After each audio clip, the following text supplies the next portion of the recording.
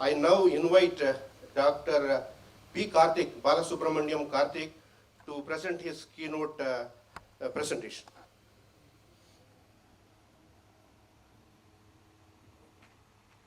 Very good evening to all. Am I audible?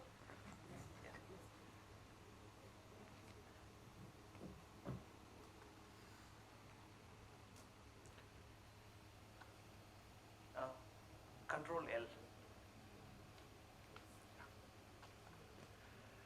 Very good evening to all. I am Karthik from Agharkar Research Institute. Today we started the day with Cretaceous, and then now I'm trying to bring to the modern. And we started with I think some of the dinosaurs, and then now we are at diatoms. So for a change, with a lot of foraminifera, we are bringing to diatoms. So these are live diatoms.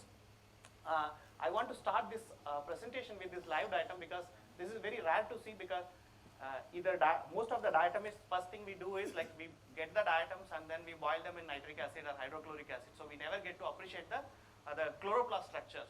So that's the reason I want to take this opportunity to show the diatom in live condition. And we call diatoms as microorganisms with a macro function. That's the reason I put like the microorganism in the small font and macro function as the bigger font. They produce almost 25% of global oxygen. Roughly every fourth breath which we take, the oxygen comes from diatoms. The amount of oxygen produced by diatoms are more than the tropical plants put together. So today I'm going to introduce the diatoms, and then I will have some case studies on. I work on modern diatoms, and my main work on taxonomy and ecology. And using this taxonomy and ecology, I do some environmental applications. So with that, I conclude my session with a take-home message. So yesterday I mentioned about this introduction, so I will not go much deep into it. It's a single cell silica cell wall, and we will always get in abundant, and they have a specific environmental niche. And they are the base of the food chain. So here we can see this. This is a freshwater streams in Western Ghats. So all these tadpoles and small bottom-dwelling fishes, they eat this diatom very ferociously. So this is how typically, generally, based on the morphology, diatoms are classified into two groups. One is pinnate and then centrics. Earlier they thought it's an evolutionary group, but it's not evolutionary. It's artificial groups, because some of over the period of time, some of the centric went back and they become pinnates and so on. So it's not a monophyletic group, it's a polyphyletic group. So there is no pinnates and centrics. And then these are centrics, some cyclotella from freshwater. So we use this combination of all this ultrastructure for identifying to species level. So when we started looking at diatom, it was by a gentleman called C in 1703.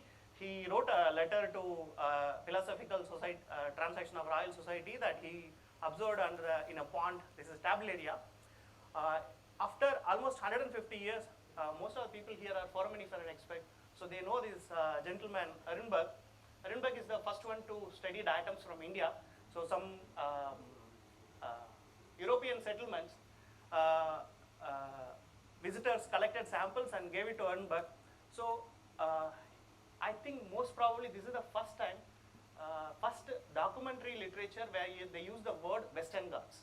So Ehrenberg is the first person to use this word Western Ghats, and we can see a lot of places in all over India like Nilgiri, Srirangapatna, Malabar, Ganges, Pondicherry, Tranquebar, Malabar. So mostly these places are associated with some kind of European settlements. From here, in this particular publication, Ehrenberg described close to 100 new species of diatom. So with this we can claim that diatoms are the first microorganism to be observed from India. So ever since from 1700, this is the rate of discovery of diatoms. So we can see like recently also, it's every day we describe new species, new genus every day, because particularly in the last 20-30 years, the new description from tropical area is like it's like astonishing amount. Every day we come up with the new species and genus. When we see what happens in India, so the first description was 1844 from Ehrenberg's, and then followed by this is the green number of papers, and then this is a cumulative number of species. So we have almost close to 1,000 new species has been described from India, from fresh, marine, and then fossil. So most of the before 1947 these are all like Europeans. So we have two gentlemen who contributed very immensely in terms of understanding the Indian diatom biodiversity. One is H.P. Gandhi and another one is T.V. Desikachari. Everybody knows about T.V. Desikachari, and Gandhi is one of the unsung hero in terms of diatom studies. So he was a college teacher, but he was transferred he got his job at 22 till he retired. Every 5 years he used to be transferred from all along the Bombay presidency, and he used this as an opportunity to collect all along the Bombay presidency, starting from Rajasthan till Dharwad. So he worked in almost 15-20 colleges, all these places, and he described close 299 species of diatoms from various places.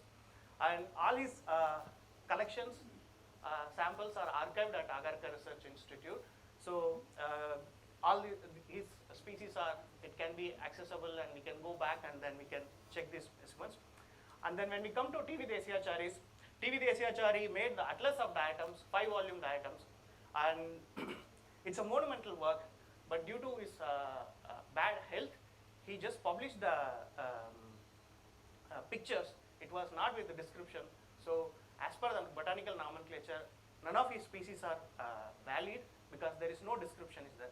In his later days, in his final days, he was writing description for all this thing, but those literatures were lost, or like we don't know whereabout of this. And then second point is, but he submitted all his specimens to British Museum. So if we get a chance, like we can go back and refer those specimens and then write a description and validate all this Gandhi's T.V. Desikachari's work. So at the moment, we don't know what is the future of this. So with this introduction, I just want to present some case studies. So in our lab, we work on modern diatoms across the country, but we predominantly concentrate on Western Ghats and then Northeastern India. So these are our major focus. And apart from that, like many of our friends, wherever they go, and they collect samples, and like samples from this Kutch region and then Kashmir region is all given by our friends. So what we do here, so we study diatoms, life across the gradient. For example, just one example I want to give, Lonar crater, where there is a mixing zone of freshwater to the crater, we'll find diatom there at the pH of close to 10. On the other hand, we'll get in the Meristica swamps where we cannot even stand there for like half an hour. We can feel that our skin started peeling off because it's extremely acidic condition, less than 4, 5 we get. So in all these places we get diatom, and then most important thing is it's all new species. So none of the literatures have reported this. So approximately like in Western Ghats and Eastern Ghats, in last 3 years only we have described more than 20 new species of diatoms, and we don't stop at describing. We try to see the use them for pollution indicator, and maybe for the first time we are trying to put the distribution map for microorganism. We all know that we use distribution map for plants, distribution map for higher animals, but we are trying to see how microorganisms have a particular range. We can find only in this range. So and also we use in order to confirm our new species, we also use a combination of morphology and molecular tools to describe this new species. Even like some places like extremely polluted like lake like Powai, we get a lot of interesting species which has been reported first time in Asia. Apart from diatoms, we also get a lot of other things which is like very lesser known, like cyanobacteria or cryptomonads. So we also, when we see something very abundant, we also describe those species. So okay, how you have so many new species? So how do we use this for? It's just increasing the number one by one. So just one case study I want to emphasize. So this is a case from Sikkim Himalayas. So we have samples from across the altitudinal gradient. We have samples not in aquatic because we know a lot of things about aquatic. We want to know semi-aquatic and terrestrial diatoms. So they have a lot of information, environmental information. So in this particular study we focused on moss. This is not aquatically connected. So it's just on the wet walls or like a dripping wall next to the road or like. So that's the place we collect. We got a lot of diatoms. And what is something very interesting is like when we try to plot their distribution, so this is altitudinal, this is from 0 to 400, and then this is the number of taxa we got, like various species of. So I just want, this is a, you cannot see, so I just, okay. When we zoom into this, we can see a gradient. You know, some species are restricted only to low altitude, some are restricted only to mid altitude, and there are some are like high altitude species. So they are determined by the regional scale parameters like altitude, latitude. We also seen this thing in Western Ghats, latitudinal distribution. So where when the diatoms which we get in Kerala or Karnataka, we don't get it in close to Maharashtra or like northern Western Ghats. So this give an idea about like by looking at a diatom we can tell like what is the possible size. So I also emphasized this yesterday on like we also get a optimum and tolerance of every species, also range. So maybe like this particular species it is occurring only in the northern and central Western Ghats. It never occurs in the southern Western Ghats. So based on the diatoms, we also make water quality classes for the entire ecoregion. So what could be the pH and what could be the conductivity range for pollution monitoring point of view. And when we do the yesterday when sir was talking, Nigam sir was talking, he was like, you need to bring the commercial aspect of your work also.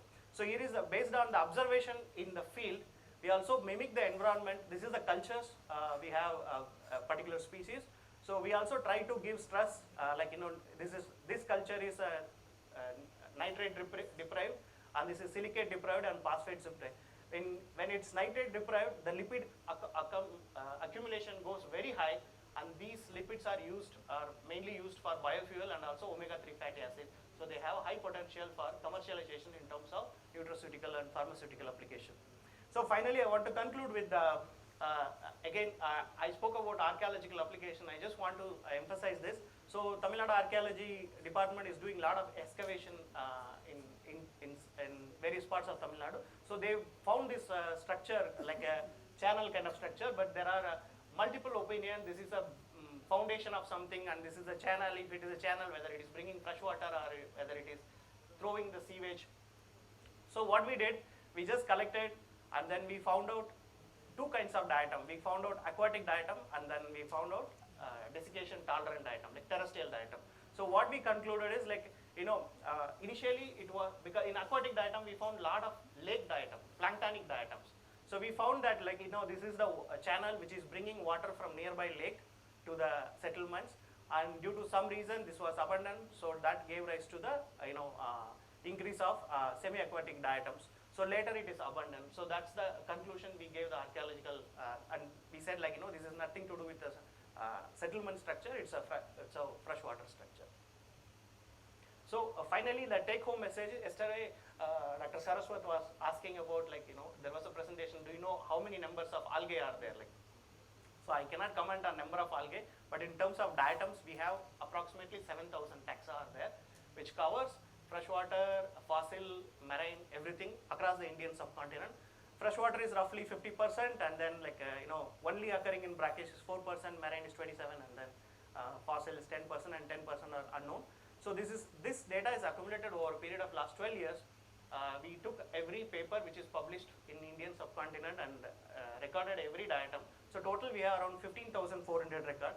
So in this record, what is something very sad part is like almost 35% of records are erroneous in terms of typographical error. The taxonomy is written with some spelling mistake or wrong taxon authority. Like after when you write the name of the taxa, you have to put the authority name, that is not mentioned properly. So and most problematic thing is force fitting, because we never appreciate that we have our environmental condition have its own set of species. Instead of we use European or North American guide, we forcefully fit our taxa to North American taxa. That lead to missing environmental clues. For example, if you make a acidophilic species which we get in Meristica swamp, if you forcefully fit into a European or North American taxa, we end up in saying that as a neutrophilic or alkalophilic. So we miss the environmental information in this. So this is continued even till today. So I did a small exercise from 2010 to 2015, I took 8 papers which is published in various journals in India, including some of the good journals. So we selected this criteria like paper must have a picture to verify the identification, whether the name mentioned and the picture what we have are same or not. So what we found is paper number 1, there are 32 taxa reported, and total number of error in that paper is 77 error. So it include identification error, typographical error, nomenclatural error, total error. So in this entire 8 papers, only this paper have 6 taxa are without any error in any of this combination, and this paper have like 1. And I don't want to reveal like where this work was published and who published this, but this is something really alarming situation. So why I deal with this is like I am the editor for the diatom base, so whenever there is a paper published from India, it get automatically picked and the records are created, and I need to say whether it is a correct record or not. So it's almost right now I have around 18,000 records are pending verified, like because every time I have to go and check the paper and then say whether it is records are correct or not. So that, and anybody want to publish in diatom, forget about identification, we can all identify at later stage, at least the type, without the typographical error we can do, you can even in this datombase.org if you go and put a, with the typographical error, it will give a correct spelling, so we can copy paste that. So I want to conclude with this, like diatom community in a site is determined by regional, like altitude, latitude and all this thing, and then local, water chemistry and microhabitat. These are like, so we cannot use a European or North American guide, we need to develop our own guide, even sometimes regional guide. If we develop one guide for Western Ghats, it might not work for the Northeastern India, so we have to develop a regional guide. And I thank all the funding agency, DST, MOES, MOEF, DBT, SARB for all the funding. All this work was done by our lab students, so I am just presenting here. And I thank Agharkar Research Institute and the organizer for this opportunity. Thank you.